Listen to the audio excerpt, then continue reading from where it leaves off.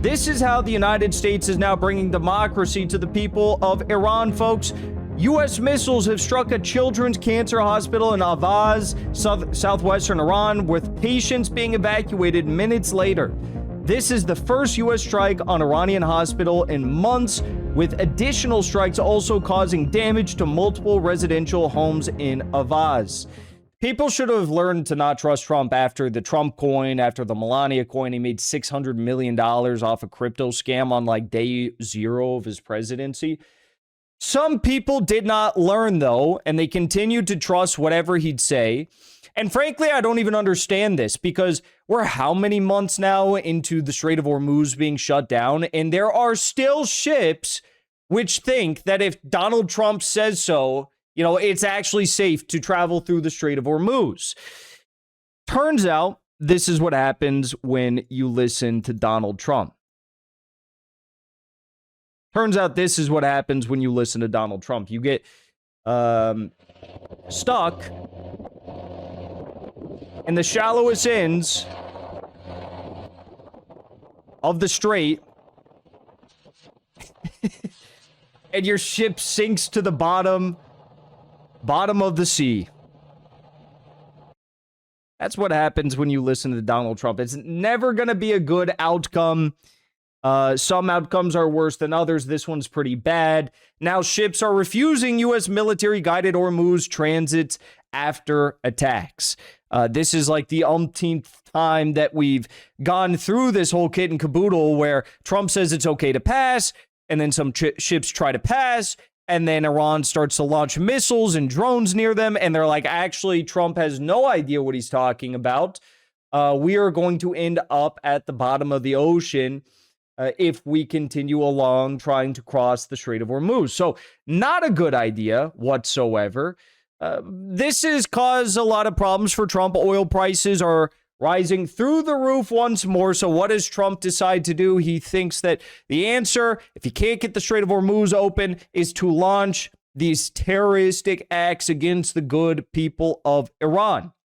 Now, the attacks that we saw over the last 24 hours, we are going to break down now. And there are some interesting nuances, some points that we should address with regard to these new attacks. Some of them are the same old, same old. Some of them have some new points that I want to address. Okay, so the United States, this was one of the biggest items of the day. The United States started targeting several railway bridges in southern Iran during the past 6 hours. So that was posted at 1:20 a.m. Tehran time this morning. Only a limited amount of bridges were attacked. This was not a widespread attack on infrastructure, but this was a clear red line for Iran, says Middle East Spectator.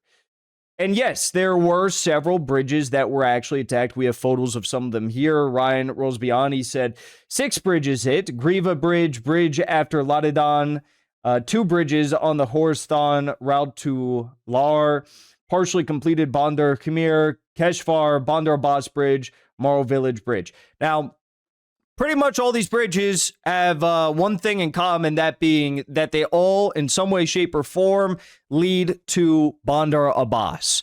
And that's why we should all refer to what is happening right now primarily as, you know, the Battle of Hormuz, or the battle, the south of Iran, because that's where most of the fighting is taking place, at least from the U.S. The U.S. has, for the most part, not targeted the north, the east. I mean, Tabriz hasn't even been hit yet. Most of western Iran has not been hit. And Iran's even been, from the second day of attacks, Iran's been launching missiles from Tabriz, from all across the country, but Tabriz is notable. And we haven't even seen any sort of attacks from the United States that I've followed on Tabriz yet. So that's noteworthy. The U.S. is keeping this all focused on the south and all the way down to Chabahar, which we'll get to in a second, but a lot on Bandar Abbas. Now I'm going to show the map here for you so you have a better idea of what we're looking at here. So here's the map of Iran, as you can see, and we can zoom in down on Bandar Abbas, which is right on the tip of the strait. It's right here. This is where a lot of the action is. The U.S. is very clearly trying to, stymie any efforts of Iran's military being able to resupply whatever's needed, radar, surveillance, missiles, drones, whatever it may be, to Bandar Abbas by cutting off these bridges and roads to elsewhere in Iran. They are trying to isolate Bandar Abbas so they can make it easier for themselves to provide military escorts through the Strait of Hormuz. That is one aspect of the attacks that we've seen over the last 24 hours. But, of course, there is always more. Let's continue on here. So, yes, you see all this stuff. People are saying how awful it is, how prices are rising, insurance prices, oil prices. We're headed into the worst case scenario. Nobody's willing to move. Yeah, okay, well, that's what you get for violating every damn red line in the Memorandum of Understanding. And at the same time, literally trying to cross the Strait of Hormuz illegally with U.S. Navy escorts through the Omani route. Like, what did you think was going to happen, okay? But that's not all. We also have just the disregard for any sort of civilian infrastructure, regular old terrorism from the United States of America. Uncle Joe, the U.S. struck a wheat storage silo in Hoveza County, in a silo location in Dasht Azedegan County, southwestern Iran. This took place 2 days ago. According to the deputy governor of the Khuzestan province, it marks the first U.S. strike on Iranian food supply infrastructure of the war. And Trump has the audacity to come out and say things like in this interview where he said, we don't target civilians. And Caroline Leavitt is going out and saying, we're really not targeting civilians. Trump also said this. On the first night of Operation Epic Fury, you addressed the world and the Iranian people directly. You said to them, when we are finished, take over your government. It will be yours to take. America is backing you with overwhelming strength. Do you still believe the Iranian people are capable of taking over their government? I think they're afraid. They're being shot. When you made those remarks, did you believe regime change was possible at that time? Yeah, I did. If they had guns, if they had weapons, I had no idea that they would be willing to kill 52,000 or even any people. On the first... Boy, I mean, come on. Oh, the Iranian people, they would take over their country from the mullahs, but they're just scared because they're being shot. Trump, remind me, who blew up, the civilian food infrastructure 2 days ago in Khuzestan province? Who blew up civilian buildings and destroyed a children's cancer hospital in Avaz, Iran, just yesterday, forcing 211 pediatric cancer patients to have to evacuate from their hospital as they're receiving chemotherapy? Who is blowing up civilian targets all across the country, most notably the bridges, the roads? Also, they've murdered, I think, several dozen civilians in these strikes on southwestern Iran. So who's the one that's shooting at the civilians? How many thousands of Iranian civilians have been killed thus far? I visited a residential apartment building. Actually, it was several residential apartment buildings in downtown Tehran, which were just blown up during the Ramadan war. Dozens of people killed. Why? What is that? What was Manab? Who's shooting at Manab? It's the United States. It's Tomahawk missiles. The audacity to say that the people are scared. Yeah, the people in Iran are scared, but they're scared of nobody but God. They're definitely not scared of you. They're willing to sacrifice whatever it may be to preserve their sovereignty. And these acts of terror are not going to change anything. They're not going to change anything. And he said, I had no idea that the Iranian regime would be willing to kill 52,000 or any people.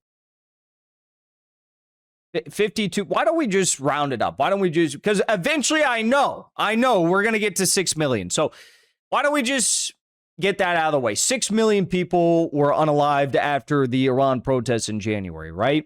We can get to that. I'm sure someone, Laura Loomer, someone, Ben Shapiro will round it up, 6 million. And I mean, it's just ludicrous and absurd. We have all these videos of these Iranian Mossad agents and these Afghan migrants who were going around, and they had guns of all different variety, and they had even they had shotguns, and they were just going around and shooting at will at civilians, at besieged members, at police members. They were just going around and lighting the whole place up. And what do you expect is going to happen?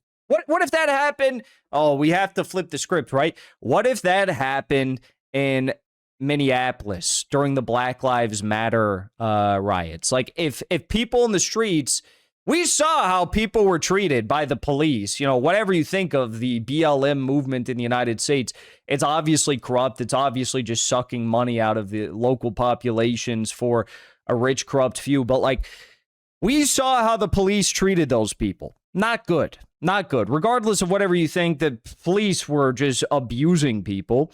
What if those BLM rioters were not just like rioting and like starting fires in the streets? What if they were like going around and literally taking shotguns and shooting people and overrunning police stations and shooting all the people inside?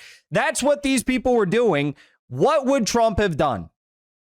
I can't imagine it would have looked a whole lot different than what we saw in Iran. Now, let's continue on here because, you know, so he says like, oh, you know, I thought regime change was really possible. I really thought it was possible. We just wanted to give them democracy. This is how the United States is now bringing democracy to the people of Iran, folks. U.S. missiles have struck a children's cancer hospital in Avaz, southwestern Iran, with patients being evacuated minutes later. This is the first U.S. strike on Iranian hospital in months, with additional strikes also causing damage to multiple residential homes in Avaz. Shahid Bakai Hospital, a children's cancer treatment center in Avaz, was evacuated last night after the U.S. attacked a nearby location. This barbaric attack, reminiscent of Israel's atrocities against healthcare facilities, caused severe suffering and anxiety upon the hospitalized children and forced the emergency evacuation of 211 patients undergoing chemotherapy.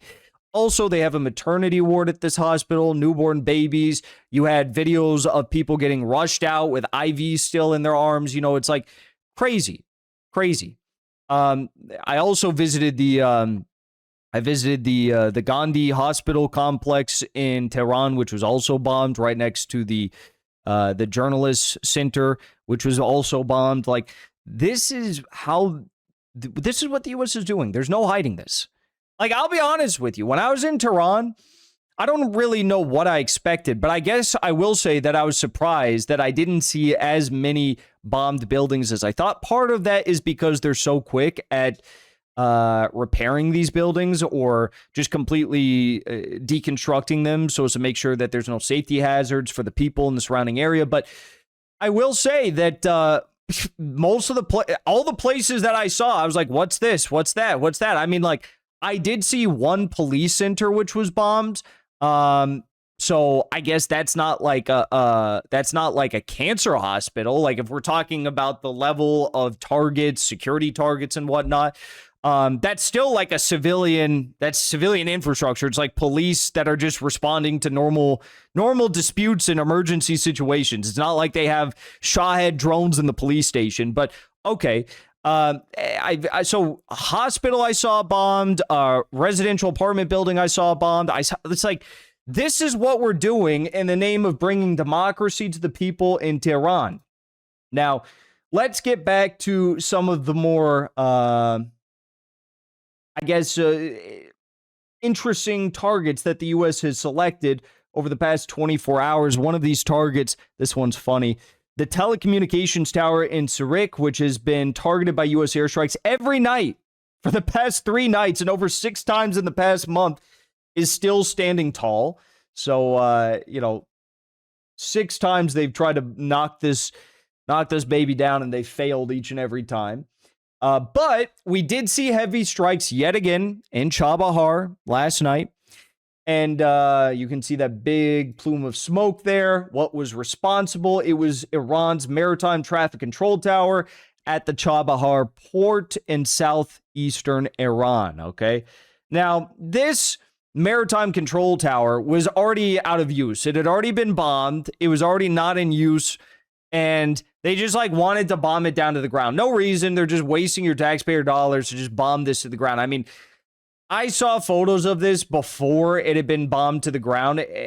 I don't think it was salvageable. Maybe, I don't know. I'm not an engineer or something, but it would have been kind of crazy to salvage that building. So they bombed it again until they could just completely wipe it out, and that they did. Pete Hegseth is celebrating this war crime by posting videos of it online, just thirsting over the bloodshed of bombing a civilian maritime watchtower in Chabahar port. There you can see the remnants, what is left the morning after of the watchtower. And this is going to be all. So let's zoom out again so you can see the full map here. Oh, not that. Let's go over here. I got to move it so you can see it on the screen. Okay, that looks good for you guys. So all the way down here where my mouse is, that is Chabahar. So that is in the Baluchistan province. And okay, this is kind of hard to do at the same time. Let me just do this on this end first, and I'll figure it out. Okay. So down here is Chabahar. So this is where they're bombing. There's actually two ports here. So there's Chabahar port right here and Konarak port right here. There is one airport right here. And basically one main road, the 93 highway that leads in here into the Chabahar city. And beyond that, for a great distance, like all the way until you get near Bandar Abbas, I mean, there's nothing. There's no other airports, no other major ports, no major roads that lead all the way down to Chabahar. So this is without a doubt a possible location that the United States is going to try to establish some sort of a military presence if they do decide to launch an invasion and a forward operating base. Think of this as what could become the Da Nang, or however you say it, in Vietnam, where they sent the first Marine Expeditionary Units during the Vietnam War. The idea that they're going to take Karg Island, the idea that they're going to take Keshem or Kish, I mean, that just seems crazy to me. This is far greater likelihood that I think they'll probably target somewhere down here. But who knows? I have no idea what these psychopaths are planning. But that is one of the reasons. I mean, people are saying, like, you know, I understand why they're targeting Bandar Abbas so heavily and up here so heavily. You know, lots of oil infrastructure on Karg Island and Bandar Abbas. Obviously, it's like the choke point in the Strait of Hormuz. But why Chabahar? Why are they hitting Chabahar so hard? This has been my theory for the entire, you know, before the memorandum of understanding even, that this is where they're going to try to do some sort of a landing operation. We'll have to wait and see what happens. I mean, could be that nothing happens. Could be that they try to go there or somewhere else. Who knows? But I'll just say it again. It does kind of look like that this is probably one of the main options, if not the option, as to what they're going to. They also, I'm sure, are convinced that, like, the Baluchistani separatists are going to be sympathetic to this idea, which, I mean, why would they be? Of course, there's Baluchistani separatists there, backed by the U.S., but, like, the general public, are they going to be sympathetic? They know that Pakistan, to their east, does not want a Baluchistani state. They know that Iran doesn't want it. So you're going to be this tiny little sliver of land, hypothetically, backed with nothing but a few shipments from Uncle Sam in the United States, if you're lucky, and you're supposed to survive in the middle of that. I mean, that good luck, right? That is not the path a wise man would follow, and I just don't see it being successful. But they've tried crazier things before. So anyways, those are the U.S. attacks over the last 24 hours. I'm sure we'll have, sadly, unfortunately, more to report very soon. Before you leave, I want to say thank you for the support, because after 2 years of being banned, we are finally back home on YouTube. So be sure to subscribe to our channel and also join as a member on our channel using the link at the top of the description. I rely on the generous support of viewers like yourself to get the truth out to as many people as possible. You can also support the show on Locals or Give Sin Go. The mainstream media and the powers that be are never going to stop attacking us for bringing the truth to as many people as we do. Thank you so much for your support.